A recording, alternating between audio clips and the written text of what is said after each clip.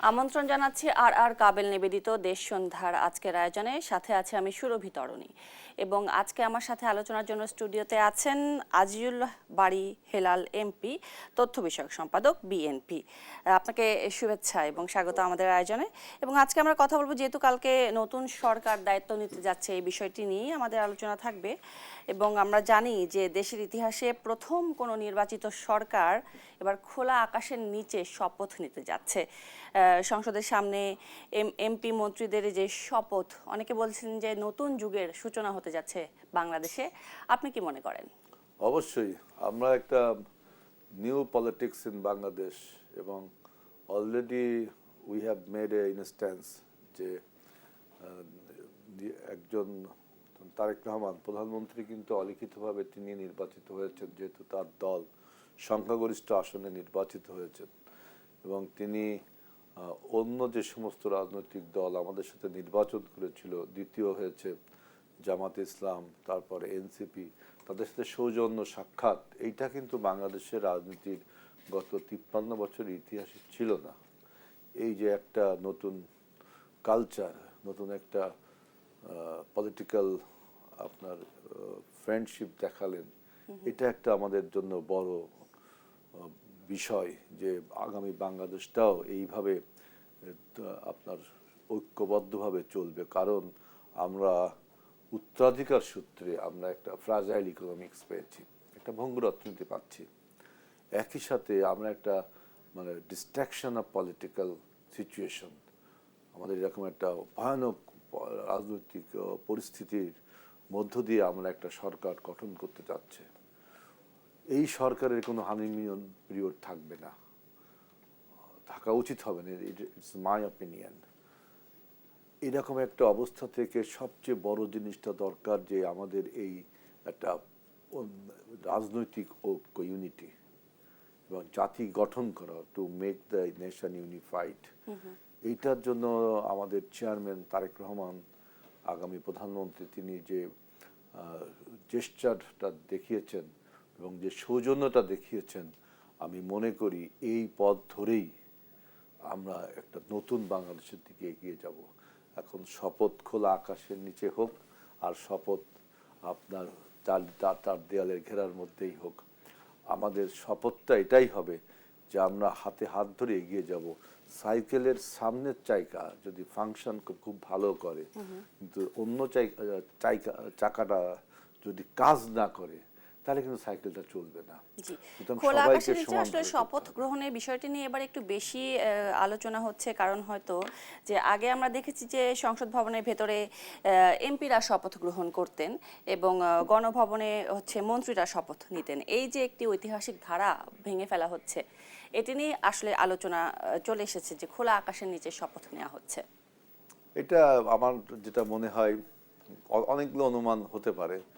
এখন একটা অনুমান হলো যে এটা যদি লাইভ হয়, সবাই জনগণ দেখলো, এখন চার দেয়ালের ভিতরে হলেও তো লাইভ হলে দেখতে পারতো। তবু খোলা আকাশের নিচে এটা একটা নতুন একটা পরিবেশ তৈরি করবে, নতুন একটা ভাবনা তৈরি করবে। যেহেতু আমরা নতুন দিনের দিকে যাচ্ছি, এটা একটা হতে পারে। সেকেন্ড অনুমান হলো যে সাধারণত স্পিকার, তিনি আমাদের শপথ গ্রহণটা করান। এখন স্পিকারের ওই চেয়ারে আপনি কাকে দিয়ে শপথ গ্রহণ করেন? স্পিকার তো নেই, তাই না? স্পিকার নেই মানে যে দুনিয়ায় আছে, দুনিয়া আছে তো জানি, স্পিকার পদত্যাগ করেছেন।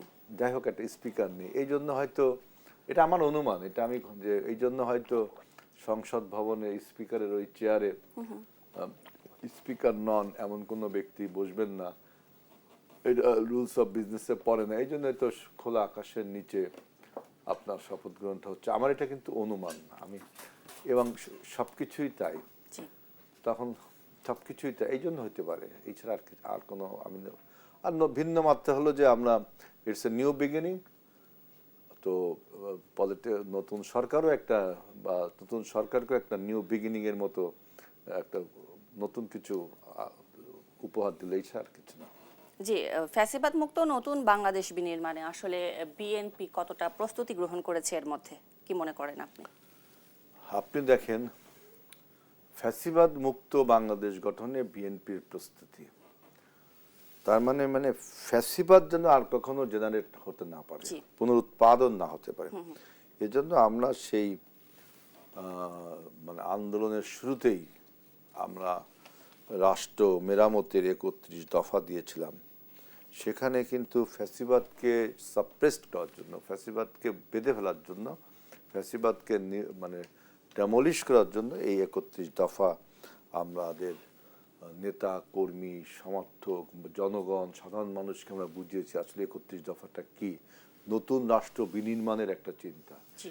এরপরে দেখবেন আমরা নির্বাচনের সময় 8 দফা পলিসি দিয়েছি, ইকোনমিক পলিসি, যে কিভাবে আমি যে প্রথমে বললাম যে inherited we got a fragile economics, সুতরাং এই ইকোনমিক্সকে কিভাবে রিভাইভ করা যায়, ভাইব্রেন্ট করা যায়, এই জন্য আমরা কিছু ইকোনমিক পলিসি আমরা 8 দফা দিয়েছি।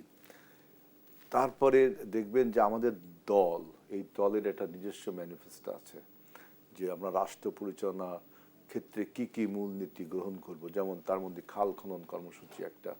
দেখেন একটা খাল খনন কর্মসূচির মাধ্যমে দেশের কৃষি ব্যবস্থার কিন্তু উন্নতি হয়, এবং পূর্বে যখন বিএনপি এই খাল খনন কর্মসূচি করেছিল সেবার আমরা কৃষিতে এত বাম্পার ফলন হয়েছিল যে আমরা বিদেশে ধান রপ্তানি করেছিলাম।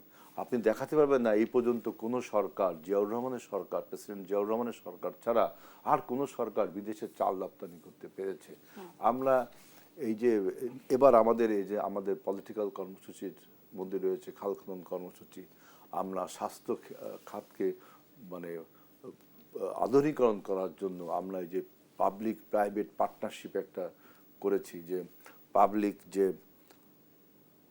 হসপিটালগুলো থাকবে সেখানে যদি রোগীর সংখ্যা বেশি থাকে তো তাকে ট্রান্সফার করে প্রাইভেট হসপিটালে, ওখানে টাকা বেশি লাগে সেটা সরকার দিবে, এরকম একটা পিপি আমরা প্রোগ্রাম করেছি। আর ফ্যাসিবাদ মুক্ত হলো মানুষ যেন ফ্যাসিস্ট না হতে পারে, অত্যাচারী না হতে পারে, নির্যাতিত না হতে পারে, এই জন্য আইনের শাসন। আমরা বলেছি যে আপনার সংখ্যালঘু অথবা দুর্বল বা সমতল পাহাড় বা রাজনৈতিক বিবেচনায় কারোর প্রতি জুলুম অত্যাচার, কারণ ইনসাফ আমাদের দলের এবার সবচেয়ে বড় ইনসাফ প্রতিষ্ঠা করা হবে। এবং ইনসাফ প্রতিষ্ঠা করতে যে আমাদের দলের প্রধান যিনি, অর্থাৎ আগামী দিনের প্রধানমন্ত্রী তারেক রহমান, তিনি বলেছেন যে ইনসাফ প্রতিষ্ঠা করার জন্য তিনি মডেল হিসেবে ব্যবহার করছেন ইসলামের নবী রাসূলুল্লাহ সাল্লাল্লাহু আলাইহি ওয়াসাল্লামকে। জি, আজিজুল বারী হেলাল এমপি, আমরা আরো কথা বলবো, বিস্তারিত আলোচনা করব, তবে ফিরে আসবো আপনার কাছে একটি বিরতির পরে। দর্শক, আর কাবেল দেশ সন্ধ্যা থেকে নিচ্ছি একটি বিরতি, সাথেই থাকবেন। দেখছেন আর কাবেল নিবেদিত দেশ সন্ধ্যা, এবং আজকে আমাদের সাথে আছেন আজিজুল বারী হেলাল এমপি। জনাব হেলাল, আমরা যদি হচ্ছে একটু পিছনের দিকে বা ফিরে দেখি যে 2001 এবং 1 থেকে 6 সাল পর্যন্ত বিএনপি যখন ক্ষমতায় ছিল তখন কিন্তু সেই সময় বেশ কিছু মন্ত্রণালয় নিয়ে প্রশ্ন ছিল, বিতর্ক ছিল। বিশেষ করে বিদ্যুৎ উৎপাদন ব্যবস্থা না করেই যে সঞ্চালন লাইন বসানো হয়েছিল তা নিয়ে কিন্তু বেশ বিতর্ক ছিল, এবং স্বরাষ্ট্র মন্ত্রণালয়ের কিছু কর্মকাণ্ড নিয়েও বিতর্ক সৃষ্টি হয়েছিল। এই ধরনের বিতর্ক যেন আর সৃষ্টি না হয় সেজন্য আসলে বিএনপি কি করবে? দেখেন যে বিদ্যুতের সঞ্চালন লাইন নিয়ে যে বিতর্কটা, এটা আসলে অহেতুক এবং এটা পলিটিক্যাল ড্যামেজ করার জন্য এই বিতর্ক। আপনি একটা সাধারণ বুদ্ধি দেখেন, বিদ্যুৎ আপনি যখন প্রডিউস করেন বা জেনারেট করেন তখন সে ধরে রাখতে পারবেন এই বিদ্যুৎ। এটা কিন্তু বিদ্যুৎ আপনি এই যে খাবারের মতো ফ্রিজ করে রেখে দিন, খাবারটা আজকে না খেলাম 10 দিন পরে খেলাম, বিদ্যুৎ কিন্তু তা না, এটা তখনই আপনার খরচ করতে হয়, তাই না? এখন যদি আপনার সঞ্চালন লাইন তৈরি না করে বিদ্যুৎ প্রডিউস করা কি বুদ্ধিমানের কাজ হবে? আর পরবর্তী যে সরকার 2001-7 সালে বা 8 সালের যে সরকার, তারা কি এই সঞ্চালন লাইনটা কাজে লাগায়নি? এবং নতুন বিদ্যুৎ যখন তৈরি করেছে তখন কি নতুন বিদ্যুৎ তৈরি করেছে আগে না সঞ্চালন লাইন তৈরি করেছে আগে? আপনি খোঁজ নিয়ে দেখুন, আগে সঞ্চালন লাইনটা তৈরি করেছেন, তাই না? তাহলে এই বিতর্কটা অহেতুক না? তার মানে এটা একটা আপনি নিজে সাধারণ একটা বুদ্ধিতে দেখেন যে বিদ্যুৎ কিন্তু ধরে রাখার বিষয় না, সঞ্চালন লাইন তৈরি করে এবার বিদ্যুৎটা আপনি দিবেন ওখানে, এবার যাবে, তাই না? প্রত্যেক সরকারই এটা করেছে, কিন্তু এটাকে একটা গল্প বানিয়েছে বিএনপি। তাহলে র্যাব গঠন নিয়ে আপনি কি বলবেন? 2004 সালে যে র্যাব আপনি এখন আরেকটা বললেন, সঞ্চালন লাইনটা বললাম, এরপরে বললেন যে স্বরাষ্ট্র মন্ত্রণালয়ের যে আইন কার্যক্রম। শৃঙ্খলা রক্ষা করে। জি। দেখেন, আপনি যখন র্যাবের কথা বললেন, সেই সময় জনজীবন কি হয়েছিল, পাবলিককে গুলি করে মেরে ফেলছে, পুলিশ পারছে না, একটা বিশেষ পরিস্থিতি, মানে 144-এর মতো অপারেশন ক্লিন হার্ট করা হয়েছিল না, আমরাই তো করেছিলাম। জি।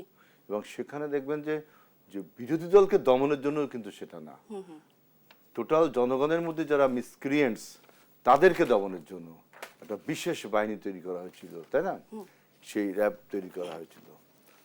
সুতরাং অতীতের সেই সমস্ত শিক্ষা নিয়ে, অতীতে কি আমাদের শুদ্ধ হয়েছে না ভুল হয়েছে, এই বিতর্ক এখন যাচ্ছি না, ওর থেকে নিশ্চয়ই আমরা শিক্ষা নিয়েছি। এবং বর্তমানে যে ফ্যাসিবাদকে পরাজিত করেছি, তার থেকেও আমরা কিছু লেসন পেয়েছি না? সুতরাং আইন শৃঙ্খলা রক্ষা ব্যাপারে আমাদের আগামী প্রধানমন্ত্রী তারেক রহমান কিন্তু বলেছেন, জুলুমকারীকে কোনোভাবে বরদাস্ত করা হবে না। ইনি এই শব্দটি ব্যবহার করতেন, বরদাস্ত করা হবে না। অর্থাৎ সেটা বিএনপি হোক আর জামাত হোক বা যেই হোক, রাজনৈতিক পরিচয় বা ধর্মীয় পরিচয় কিংবা কোনো নৃতাত্ত্বিক পরিচয়, তিনি পাহাড়ি সমতল কথাটি উল্লেখ করেছেন, কোনো পরিচয়ে তার বিবেচনা করা হবে না। যিনি জুলুমবাজ তিনি জুলুমবাজ, তার কোনো রাজনৈতিক পরিচয় নেই। এই যে আমাদের মোটো, এই মোটোয় আমরা আগামীতে আইন শৃঙ্খলার পরিস্থিতি আমরা অবশ্যই সরকারকে শুধু একটা বড় চ্যালেঞ্জ হবে কিন্তু আমরা সবসময় দেখি যে সরকার সংসদে যাওয়ার পরে দেখা যায় যে বিভিন্ন দাবিতে লোকজন নেমে আসে আবারও রাজপথে। সেই ঘটনার পুনরাবৃত্তি যে ঘটবে না এমন নিশ্চয়তা রয়েছে? আপনি দেখেন, আমি ক্রিটিক করছি না, আমি শুধু একটা ঘটনা স্মরণ করে দিতে চাই। এবারের মতো ফ্রি ফেয়ার ইলেকশন এবং acceptable to all, credible election আমরা দেখলাম, এবং যারা নির্বাচনে জয়ী হতে পারেনি তারাও নির্বাচনকে মেনে নিল। তাহলে আজকে কেন এই রাজপথে ডেমনস্ট্রেশন, তাই না? এটা প্রশ্ন না? এই প্রশ্নের উত্তর যদি যারা শুনছেন তারা হয়তো দিলে ভালো হবে। যে আমার প্রশ্ন এটা, যে নির্বাচন, আমরা 24-এর গণ অভ্যুত্থানের পরে আমাদের চাওয়া ছিল যে মানুষ তার নিজের ভোটের অধিকারটা ফিরে পাক এবং পছন্দের নেতাকে ভোট দিক, তাই না? সেই জিনিসটা যে হয়েছে সেটা কিন্তু সব রাজনৈতিক দল স্বীকার করেছে। তাইলে আজকে কেন প্রোগ্রাম? এটা হলো বক্তব্য। বলছে যে 30টা সিটে রিকাউন্ট করার জন্য। রিকাউন্ট নির্বাচন কমিশন করবে বা করবে না, নির্বাচন কমিশনের ব্যাপার। আর আমার মনে হয় যে করবে না এমন কোনো কথা কেউ বলেনি, করবে। তাহলে আজকে কেন প্রোগ্রাম, তাই না? এই যে রাস্তায় নেমে আসে, এখন সবচেয়ে আমাদের জন্য একটা চ্যালেঞ্জ, নতুন সরকার গঠিত হবে মোস্ট প্রবাবলি আগামীকাল। আগামীকালকেই কিন্তু আপনার সেহরি দিয়ে রোজা শুরু হবে।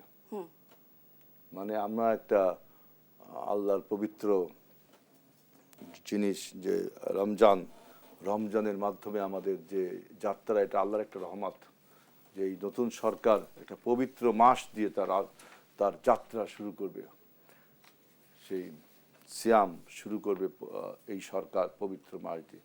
এবং রমজানের অনেক চ্যালেঞ্জ থাকে, তার মধ্যে হচ্ছে দ্রব্যমূল্যের ঊর্ধ্বগতি সবথেকে বড় চ্যালেঞ্জ। দ্রব্যমূল্যের থেকে আমি এখন মনে করি যে বিদ্যুৎ, আপনার রমজানের সময় প্রচুর বিদ্যুতের প্রয়োজন হয়, কারণ সারা বাংলাদেশের মসজিদগুলোতে তারাবি অনুষ্ঠিত হয়, সেখানে আপনার ফ্যান আবার এসি এইগুলো ব্যবহার হয়, মানুষ অনেকক্ষণ নামাজ পড়তে হয়, 1-1.5 ঘন্টার মতো।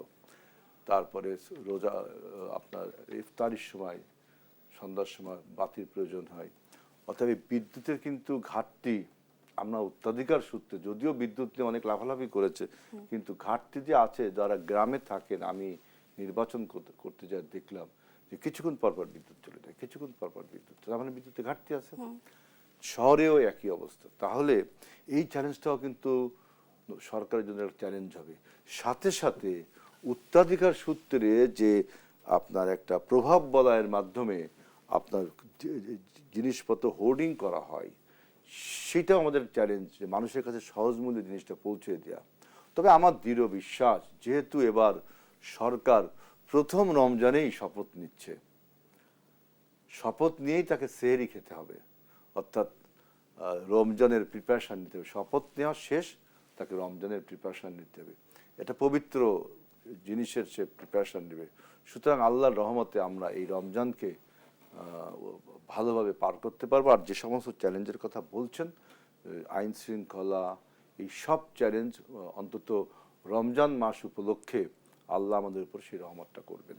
জি নিশ্চয়ই, আমরা আবারও আসবো আপনার কাছে, তবে একটি বিরতির পর। দেখছেন আর কাবেল নিবেদিত দেশ সন্ধ্যা। দেখছেন আর কাবেল নিবেদিত দেশ সন্ধ্যা, এবং আজকে আমাদের সাথে আছেন আজিজুল বারী হেলাল এমপি। আমরা চলে যেতে চাই সরাসরি আলোচনায় যে বিএনপির আসলে মন্ত্রিসভা নিয়ে আসলে একটু প্রশ্ন রয়েছে যে কত বড় হতে যাচ্ছে, আসলে মন্ত্রিসভার আকার কেমন হতে যাচ্ছে। আমরা যদি 2001 সালে মন্ত্রিসভার দিকে তাকাই তাহলে দেখবো যে হচ্ছে তখন 60 জনের মতো, যদি আমি ভুল না করে থাকি, ছিলেন আর কি সদস্য মন্ত্রিসভায়। তো সেই সময় এটা নিয়ে ব্যাপক সমালোচনা হয়েছিল। এবার কি আকার ছোট হতে পারে বা কিরকম হতে পারে, ধারণা কি? আসলে দেখেন, নেসেসিটি নোজ নো ল, প্রয়োজন কোনো আইন মানে না, তাই না? এখন এটা সব জায়গায় প্রযোজ্য, আবার অনেক জায়গায় প্রযোজ্য না। আমার ব্যক্তিগত অনুমান, আমি আমার দলীয় দৃষ্টিভঙ্গিটা, আমি দলের হাইকমান্ডের সাথে যতটুকু আমার সংস্রব, সব দিক দিয়ে আমি মনে করি যে এবার মন্ত্রিসভাটা অবশ্যই সীমিতকরণ করা হবে। 60-এর মতো এত বড় মন্ত্রিসভা মনে হয় না হবে, কিছুটা কম হলেও হবে। শেষ পর্যন্ত কতই যে ঠেকবে সেটা যিনি করছেন আমাদের দলের চেয়ারম্যান, তিনি জানেন। আমার ব্যক্তিগত অনুমান হলো যে 30 থেকে 40-এর মধ্যে থাকলে, যেহেতু আমাদের তো অনেকগুলো ডিপার্টমেন্ট বাংলাদেশে, তাই না, থাকলে তাহলে অন্তত মানে একটা জিনিস হলো many head many problem, less head less problem. Less head করতে যায় যদি একদিনের উপর 3-4টা জিনিস চলে আসে, তখন সেটা সামলানো সমস্যা। তারপরে আমলাতন্ত্রের সাথে রাজনীতিবিদদের বোঝাপড়ার একটা কেমিস্ট্রির একটা বিষয় আছে, বুঝছেন? এই সব কিছু মিলিয়ে আমি মনে করি যে অন্তত 30 থেকে 40টা পলিটিক্যাল পদ যদি মিনিস্ট্রিতে যায় তাহলে মনে হয় ভালো হবে। এর থেকেও যদি সাশ্রয় আরো করা যায়, যেহেতু এইসব মিনিস্টারদের আবার বেতন আছে, এদের বিভিন্ন রকম সুযোগ সুবিধা আছে, দেশ সেটা যেহেতু আমরা একটা বাজে অর্থনীতির মধ্যে আছি, ভঙ্গুর অর্থনীতির মধ্যে আছি, সবকিছু চিন্তা করে যদি আরো কিছু কমানো যায় তাও সেটা ভালো হয়। তবে আমার থেকে ভালো বোঝে। হ্যাঁ, আপনি কোন মন্ত্রণালয় পেতে যাচ্ছেন? আমার কাছেও আপনার মুখে ফুল চন্দন পড়ুক, আল্লাহ যেটা আমার ভাগ্যে লিখে রেখেছেন তার বাইরে কিছুই হবে না। এবং আমার দলের চেয়ারম্যান, তিনি আমার দৃঢ় বিশ্বাস যোগ্যতা, দক্ষতা, সততা এবং প্রয়োজনীয়তা উপলব্ধি করে তিনি সবাইকে মানে প্রোভাইড করার চেষ্টা করবেন। এবং আল্লাহ বলছেন যে আমি তোমাকে সম্মান দেওয়ার মালিক, তিনি যদি সম্মান দেন অবশ্যই সম্মানিত হব। জি, এবং রাষ্ট্রপতি কে হতে যাচ্ছেন এ নিয়েও যথেষ্ট আলোচনা রয়েছে। আমরা হচ্ছে ডক্টর ইউনূসের নাম শুনতে পাচ্ছি, আবার খন্দকার মোশাররফ হোসেনের নামও শুনতে পাচ্ছি। আসলে কে হতে যাচ্ছে, কোনো আইডিয়া? আমার আইডিয়াটা হলো যে অবশ্যই আমি প্রথমে আমার চয়েস থাকবে আমার দলের যারা বিএনপির রাজনৈতিক কর্মসূচিটা এতদিন এগিয়ে নিয়ে গেছে, এই 17 বছর শুধু না 53 বছর ধরে যারা বিএনপিকে জনগণের কাছে পৌঁছে দিয়েছেন, যারা বিএনপির কর্মসূচিটা ইমপ্লিমেন্ট করার জানেন। যে একটা দেখেন, একটা সরকারের সফলতা আসে যদি সে তার পলিটিক্যাল প্রোগ্রামসগুলো, দলীয় প্রোগ্রাম কিন্তু সেটা জনগণের প্রোগ্রাম, সেই প্রোগ্রামগুলো যথেষ্টভাবে সুন্দরভাবে নাইসলি হ্যান্ডেল করে করতে পারে বা ইমপ্লিমেন্ট করতে পারে। সেজন্য আমি মনে করি যে আমাদের দলের যদি কোনো একজন হতো, তাহলে আমাদের যে প্রোগ্রামস, পলিটিক্যাল প্রোগ্রাম, এটা যে কথা বলে মানুষকে আমরা ভোট নিয়েছি সেই কথাগুলো প্রয়োগ করা সুবিধা হতো। আর আপনি যে নামটা বললেন ডক্টর ইউনূসের নাম, তিনি মানে অবধারিত একজন ইন্টারন্যাশনাল পার্সোনালিটিস। যদি তিনি মনে করেন যে তিনি আবার আরো কাজ করতে চান, তাহলে আমার অনুমান এটা, তাহলে আমাদের দল বিএনপি সেটা হয়তো অনার করতেও পারে। তবে তাকে তো সিদ্ধান্ত নিতে হবে তিনি দেশকে আরো সার্ভিস দিতে চান কি না। জি, জনাব হেলাল, আমরা দেখেছি যে ইতিহাস বলে যে ক্ষমতা আসলে সংসদ এমন একটি জায়গায় গত দেড় যুগে পরিণত হয়েছিল যে কেবল হচ্ছে ক্ষমতার বৈধতা দেওয়ার একটি বলা হতো যে যান্ত্রিক কাঠামো বলা হতো সংসদকে। এই সংসদ আসলে জনমানুষের কথা কবে চিন্তা করবে বা কিভাবে চিন্তা করবে, এটি নিয়ে আপনার পর্যবেক্ষণ কি বলছে? দেখেন, জনগণের কথা জন্যই সংসদ একভাবে এভাবে বললে হবে না, কিন্তু সংসদে আইন তৈরি হয়, জি। সংসদে দেশ কিভাবে চলবে, তারপরে কোথায় দেশের কি খুঁটিনাটি বিষয়গুলো সব আর্গুমেন্টস এন্ড ডিবেটস, জি, এর একটা প্রাণবন্ত জায়গা হলো আর্গুমেন্টস এন্ড ডিবেটস। সংসদটা আসলে সেখানে আমি একটা আর্গুমেন্ট তুললাম, আপনি সেটা ডিবেট তাহলে তো করলেন। সেই প্রশ্নটা থেকেই যাচ্ছে ক্ষমতা দেওয়ার বৈধতার একটি জায়গা। না না না না, এটা তো আমি যে বলি, ক্ষমতা তো আপনার এটাকে দায়িত্ব বলা হয়। এই যে বিএনপি যে এবার গেল, মানে ব্রুট মেজরিটি নিয়ে পাওয়ারে গেল, মানে সে ক্ষমতার চেয়ারে বসলো দায়িত্ব নিয়ে। সে দায়িত্বটা পালন করতে গেলে আমি যদি বলি যে আগে বিদ্যুতের সঞ্চালন লাইন তৈরি করতে হবে, আপনি বললেন যে না, আগে বিদ্যুৎ প্রডিউস করতে হবে, কার কথাটা ঠিক? এর জন্য আপনার আর্গুমেন্টস আর ডিবেটস এর স্থানটা তো সংসদ, তাই না? এরকম সমস্ত বিষয় এই ডিবেটস এর ফলে যে জিনিসটা বেরোয় আসলো সেটি তো জনগণের কথা, জি। তাই না? সুতরাং সংসদ আপনার ক্ষমতার বৈধতা দেওয়ার যেমন একটা সিম্বল, তো ঠিক মসজিদগুলো কি জন্য তৈরি হয়? যে মানুষ ওখানে যায় পবিত্র মনে আল্লাহর কাছে প্রার্থনা করে। এখন আপনি যদি বলেন মসজিদে যাওয়া হয় শুধুমাত্র নিজেকে ধর্মীয় জাহির করবার জন্য, আসলে বিষয়টা তা না, বুঝছেন? সংসদে যে আমাদের একটা আইন তৈরি, এই যে আপনার ঐক্যমত কমিশনে যে আমাদের জুলাই চার্টার বা জুলাই ডিক্লারেশন গুলো আছে, এগুলো নিয়ে কি আলোচনা হবে না? কারণ এগুলো আমাদের সংসদকে বাইরে রেখে একটা পলিটিক্যাল আলোচনা হয়েছে, পলিটিক্যাল কন্ট্রাক্ট বলে এগুলোকে। এটাকে এখন লিগ্যাল ফ্রেমওয়ার্ক দিতে হলে আপনার সংসদে যায় কথা বলতে হবে না? তখন যেটা বের হবে সেটা লিগ্যাল ফ্রেমওয়ার্ক হলো। অর্থাৎ সংসদটা হলো, আমি মনে করি যে বাংলাদেশ কিভাবে চলবে, দেশের ফরেন পলিসি, এডুকেশন পলিসি, স্বাস্থ্য পলিসি, এই পলিসি আমি এটা দিলাম, কিন্তু আপনার পাশে পলিসিটা পছন্দ হচ্ছে না, আপনি সংসদে আছেন, আপনি আর্গুমেন্ট করবে দেখাবেন না, আমি যে আর্গুমেন্ট দেবো তার আবার উল্টো ডিবেট করবেন না। এই যে তর্ক এবং বিতর্কের ফলে যে জিনিসটা তৈরি হবে সেটা হলো আইন, সেইটা অনুযায়ী দেশ চলতে হবে, দেশ চলবে, তাইলে দেখবেন আইনের শাসন প্রতিষ্ঠা হবে এবং সংসদে ভাইব্রেন্ট হলো। আপনি সংসদ থেকে ওয়াক আউট করার যেমন আপনার অধিকার আছে, সংসদ বয়কট করার অধিকার আছে, কিন্তু কারণ ছাড়া যে সরকারকে বিব্রত করার জন্য, তাইলে কিন্তু এই সংসদটা কিন্তু খুবই একটা সিগনিফিকেন্ট বহন করে যে আমরা অনেক রক্ত, অনেক ত্যাগ, অনেক পরিশ্রমের বিনিময়ে, শুধু আমরা না, যারা পরাজিত হয়েছে তারাও, সবাই মিলেই কিন্তু সংসদটা আমরা এনেছি। তো এই সংসদের পবিত্রতা, বিশেষ করে সংসদের মর্যাদা, পবিত্রতা মর্যাদা রেখে এই সংসদ ফেল হওয়া মানে ফ্যাসিবাদ জিতে যাওয়া, এটা মনে রাখতে হবে। জি, একদম সংক্ষেপে শুনতে চাই যে বিএনপির জন্য সামনে চ্যালেঞ্জ কি থাকছে, একদম সংক্ষেপে। বিএনপির জন্য সামনে সবচেয়ে বড় চ্যালেঞ্জ হবে যে জাতিকে জাতিগতভাবে ঐক্য কিন্তু আমাদের আছে, যেহেতু বাংলাদেশি জাতীয়তাবাদ, এই ঐক্য, কিন্তু পলিটিক্যাল একটা ঐক্য আমাদের দরকার। পলিটিক্যাল ঐক্যটা হলো যে ডেমোক্রেসিকে সার্ভাইভ করতে দিতে হবে, এই ডেমোক্রেসিকে যেন কেউ বন্দি না করতে পারে, আবার ডেমোক্রেসিকে কেউ যেন তোয়াক্কা না করে আপনি আপনি হঠাৎ করে রাজপথ গরম করে ভায়োলেন্ট হয়ে গেলেন। আমি এইটা আমরা তো রাজনীতি করি, আমরা এরকম করেছি না, রাজপথ উত্তপ্ত করেছি, ভায়োলেন্স গেছে, উল্টা ভায়োলেন্স আছে, সরকার কত কিছু হয়েছে। আমাদের এই সংস্কৃতিটা চেঞ্জ করতে হবে। আমাদের সংসদ যেমন তর্ক বিতর্কের জায়গা থাকবে, আবার পলিটিক্যাল পার্টিগুলোকে তাদের দাবি দেওয়া পেশ করার জন্য আলাদা স্পেস দিতে হবে। সেই স্পেসটা মনে করেন আপনি রাজপথ না করে আপনি আলাদা জায়গা দিতে, জনসভার জন্য বা তাদের কথা বলার জন্য পাবলিক প্লেস কিছু কিছু উন্মুক্ত করে দিতে হবে, তাদের তো কথা বলতে দিতে হবে। তা না হলে তো সরকার মানে অন্ধ হয়ে যাবে, তাই না? জি, একদম সরকার যদি পরিষ্কার। সোনার অসংখ্য ধন্যবাদ। অর্থাৎ হচ্ছে স্বচ্ছ, দায়বদ্ধ এবং অহিংস সরকার আমরা পেতে চাই, এটা হচ্ছে আমাদের প্রত্যাশা। অসংখ্য ধন্যবাদ জনাব আজিজুল বারী হেলাল এমপি আপনাকে আজকে আমাদের দেশ সন্ধ্যায় সময় দেওয়ার জন্য। ধন্যবাদ।